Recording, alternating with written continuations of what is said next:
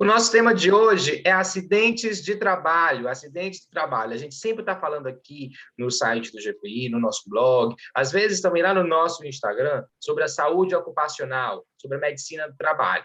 E a gente volta e meia tem conversado aqui com ele, que é uma das autoridades nesse assunto.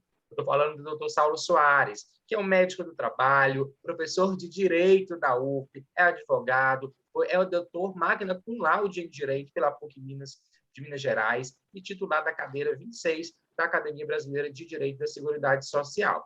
Ele também tem os seus livros lançados, o Direitos Fundamentais de Trabalho, o Direito da Prevenção de Riscos Ocupacionais, e é o nosso coordenador da nossa pós em Medicina do Trabalho aqui do Instituto GPI. Sempre que a gente tem conteúdos, tem dúvidas, quer falar sobre saúde ocupacional, sobre medicina do trabalho, a gente chama o Dr. Saulo porque ele prontamente tira todas as nossas dúvidas de um jeito bem simples, bem fácil.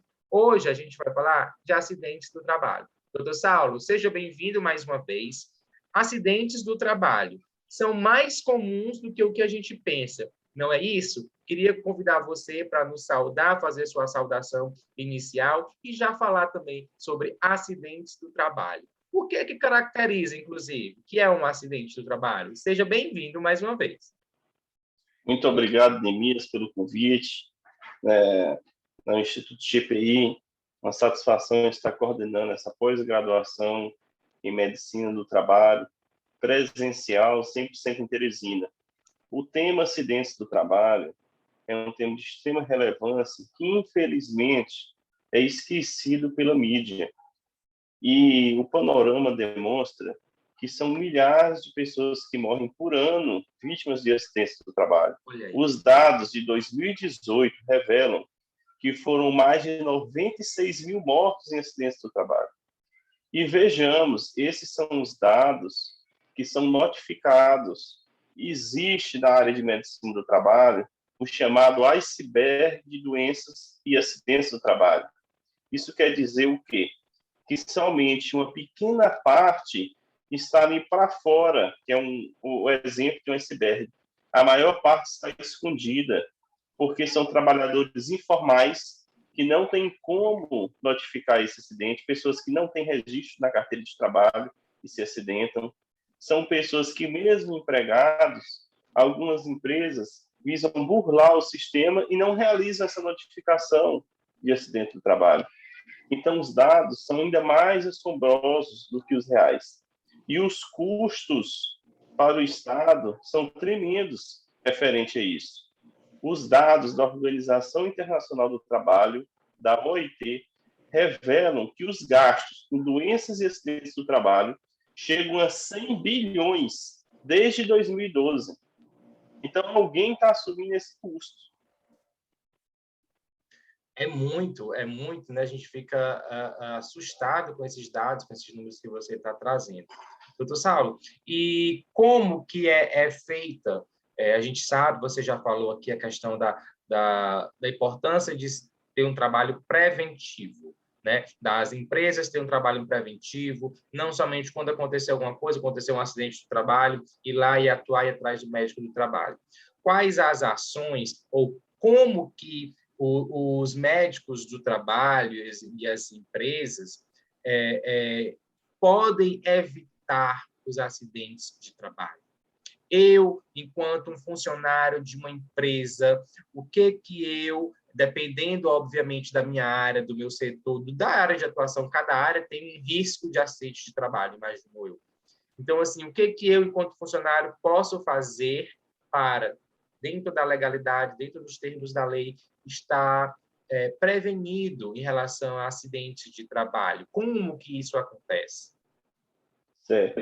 Então, o médico do trabalho, ele vai ter uma função na chamada vigilância ativa e na vigilância passiva.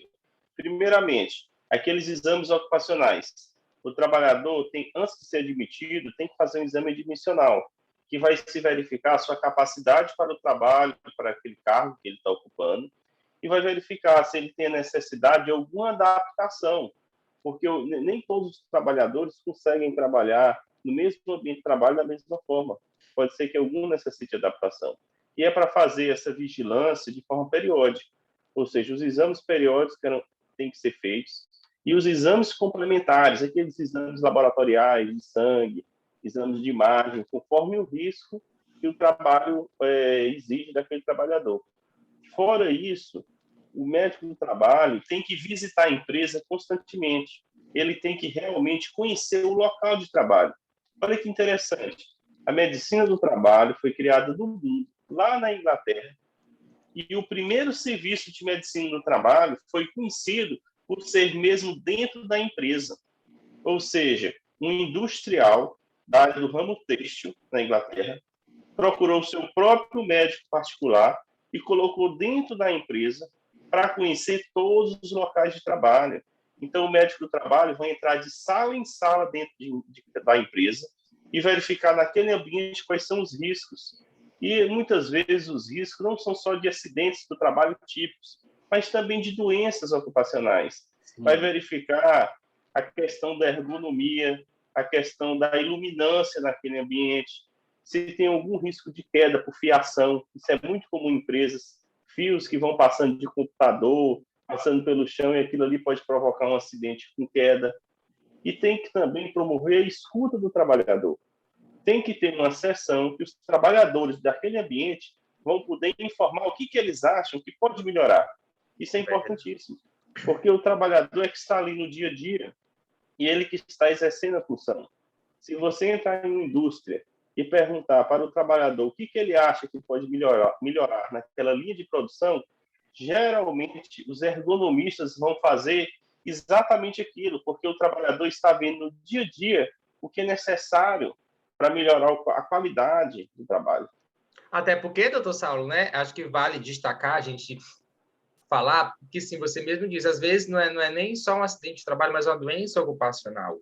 E a gente tem que lembrar também que a gente está lidando com pessoas, e pessoas podem cometer erros, né? Equipamentos podem falhar, a condição do ambiente pode mudar, de repente, de uma hora para outra, o ambiente de trabalho do colaborador mudou. Então, tudo isso deve ser levado em consideração para que se tenham assim, ações que tenham em vista evitar acidentes do trabalho. E a presença, pelo que você está destacando, falando agora, eu percebo na sua fala que a presença do médico do trabalho no local, na empresa, ela é de suma importância.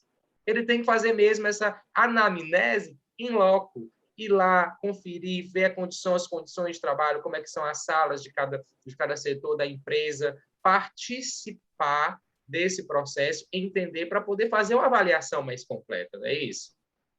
Exatamente. O médico do trabalho tem que estar presente dentro daquela empresa.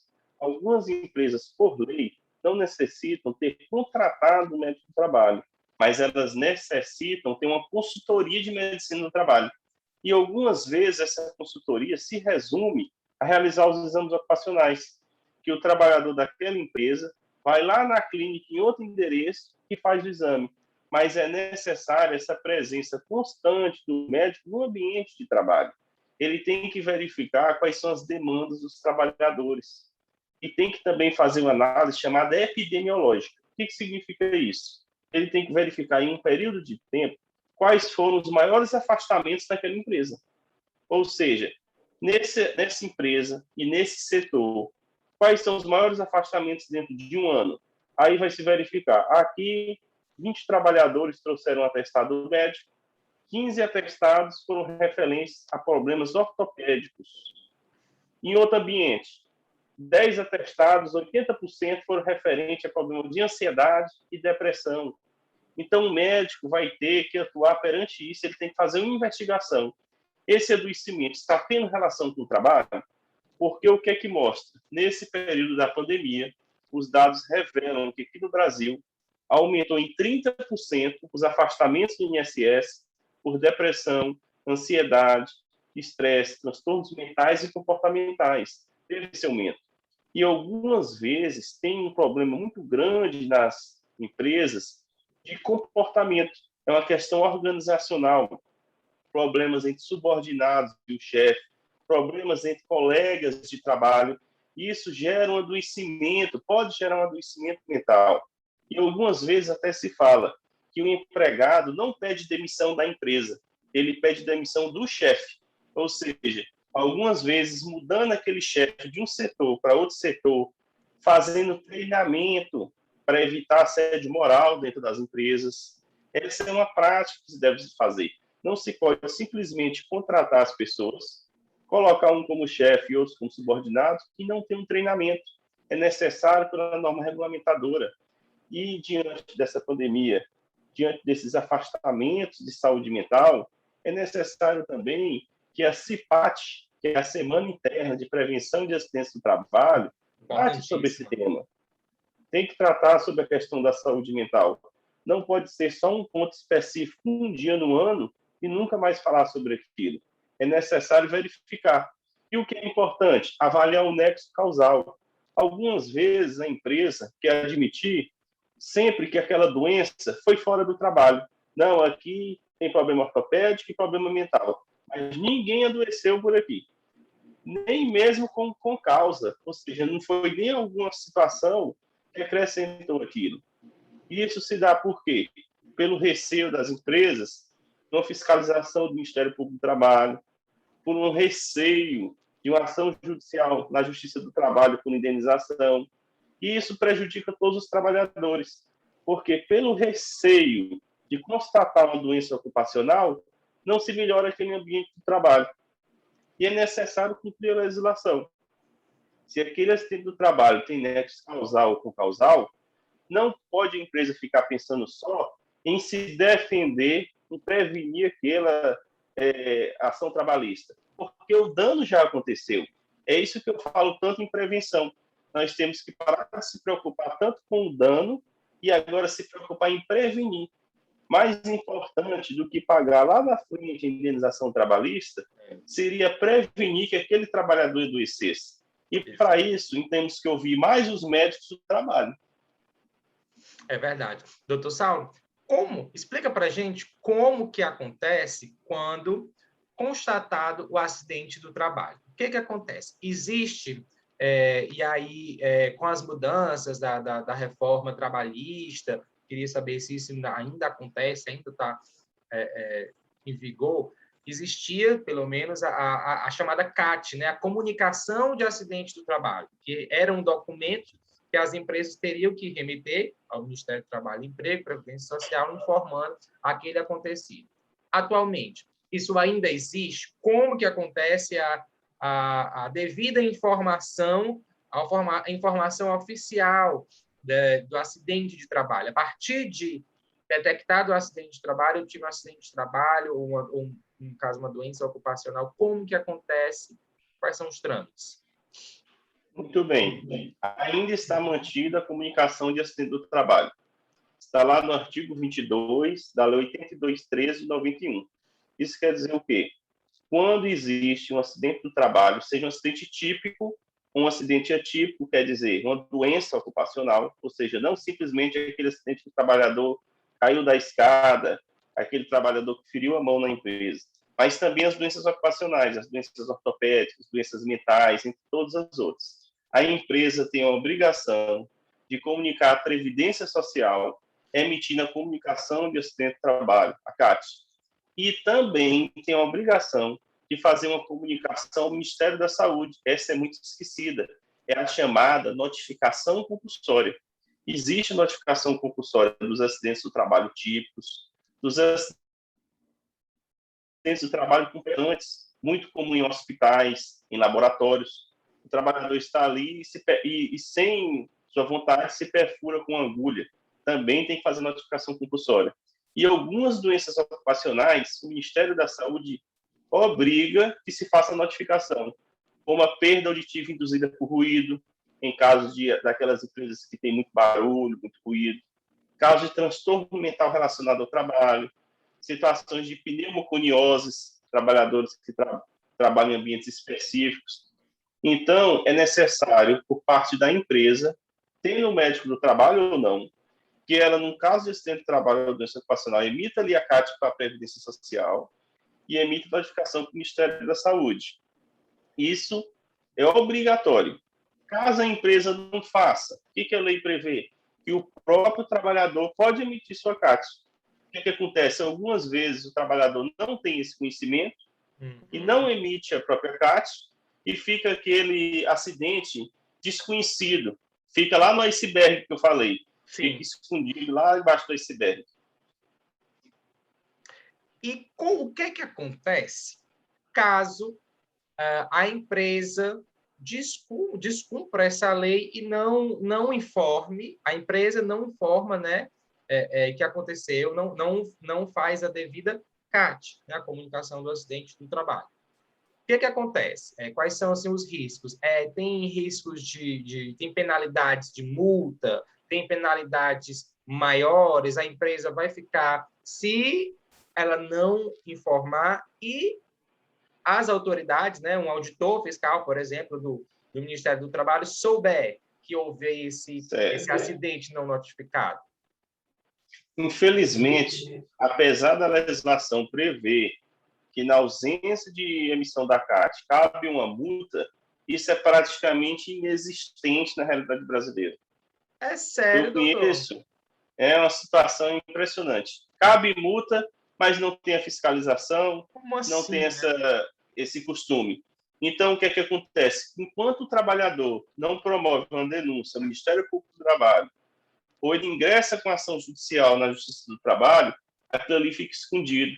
E ainda digo mais, mesmo assim, vai ter uma nova etapa, que é provar o acidente do trabalho. Apesar da legislação prever que, mesmo em caso de suspeita, se emita a CAT, muitas vezes há uma negativa. A empresa, mesmo em acidentes típicos, nega que existiu aquele acidente, nega que a pessoa caiu ali, nega que aconteceu aquilo. Se ela não tiver um boletim de ocorrência, se ela não tiver uma prova testemunhal robusta, acaba que faz essa negativa. E mais difícil ainda são com as doenças ocupacionais. Dificilmente vai se reconhecer um transtorno mental relacionado ao trabalho, uma depressão, uma ansiedade relacionada ao trabalho. São difíceis as situações que têm essa emissão. Isso se dá por uma cultura brasileira inadequada, uma cultura de não querer reconhecer que o ambiente do trabalho adoeceu o trabalhador. A empresa tem essa dificuldade ao máximo de reconhecer aquilo.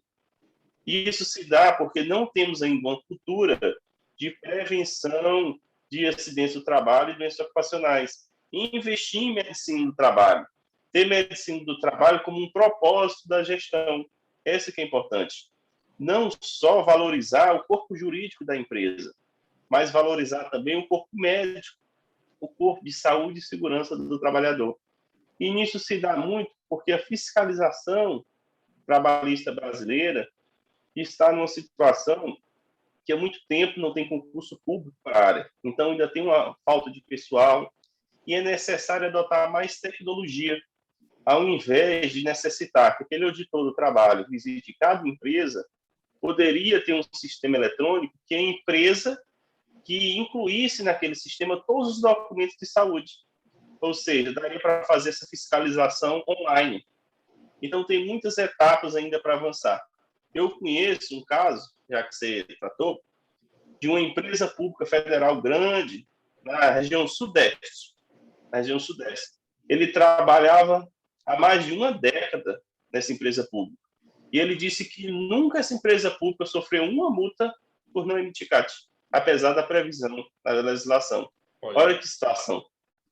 Que situação inusitada e cômica até se não fosse drástica, né, doutor? Isso. Aí gera uma impunidade. Em mais de 10 anos nunca tivemos uma multa. Então, quando o médico do trabalho fala, está previsto na lei uma multa, aí ele rebate que não, na prática não se tem essa multa. Então, se espera o processo judicial ainda para debater judicialmente que, na verdade, nunca ocorreu aquele acidente ou aquela doença. Então, infelizmente, o trabalhador que é vítima de acidente de trabalho e doença ocupacional tem grande dificuldade para provar que existiu essa situação. Desafios da área, assim como todas as áreas têm seus desafios, esse é mais um desafio da área da medicina do trabalho, né, doutor Saulo? Doutor Saulo, exato. Eu quero agradecer você mais uma vez, a gente está sempre trazendo você aqui para discutir esses temas relacionados à saúde ocupacional, medicina do trabalho. Hoje, nossa conversa foi magnífica, sobre acidentes de trabalho, você trouxe muita informação para a gente.